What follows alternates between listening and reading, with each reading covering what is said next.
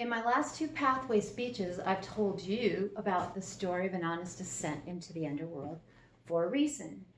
Firstly, because it's helped me a great deal in my own journey to the underworld, which I'll tell you more about next week. And secondly, because I believe it describes a larger cultural phenomenon.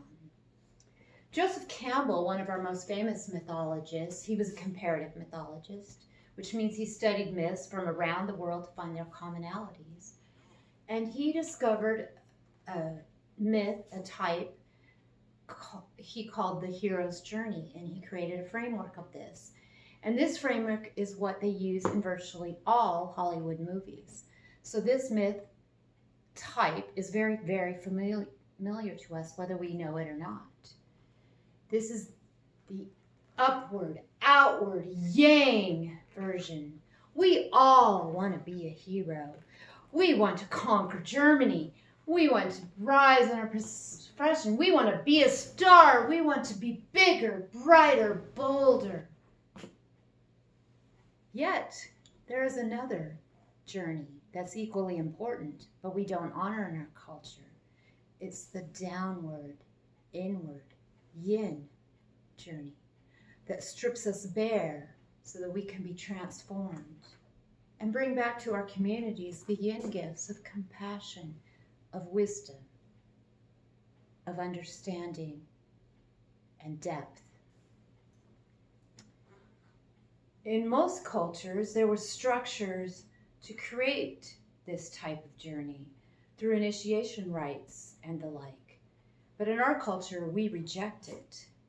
And I'm proposing that because we do so, we are forced into this type of journey by things like addiction, trauma, illness, depression, and despair.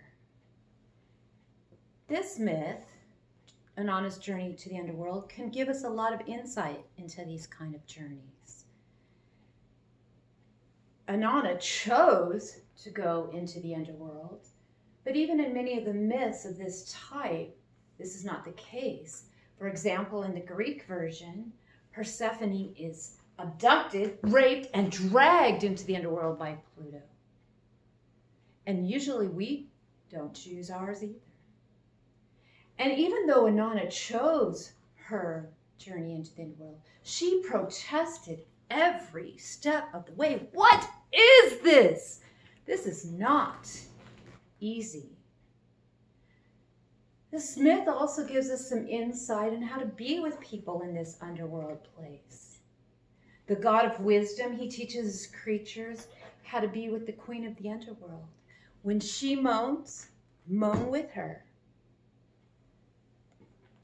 This ancient Sumerian wisdom is to just be with people in their pain. And one of the things that spoke deeply to me about this myth, that helped me greatly, because as I was coming out of years of some traumatic experiences and coming back into the world, people reacted to me fearfully, like I was contagious and they wanted to run away, which was very disconcerting and not at all what I needed. But I remembered how Inanna had come out of the underworld surrounded by demons who wanted to drag someone down into the underworld with them. Now, I don't believe that is actually the case, but because we are so afraid, and people in general, even from ancient Sumeria, are so afraid of this, we behave towards people in that way. And knowing that this was a deeper human nature, it helped me not take that behavior so personally. And one of the most fascinating things of all about this myth is how it ends. Inanna is clearly the heroine of the story, and Ereshkigal, Queen of the Underworld, is clearly the protagonist. She takes everything from Inanna, including her life, and yet this story ends with the line, "Holy Ereshkigal, sweet is your praise." This story ends with praising the force that dragged Inanna down, that stripped her bare and naked, bowed low. Now, I've let this myth percolate in my mind for many years now, and I think I've finally come to where I can truly be grateful for the force, the events, the things that happened to me, because I'm not the same person I would have been if it hadn't. I'm actually a deeper, wiser, and more compassionate person.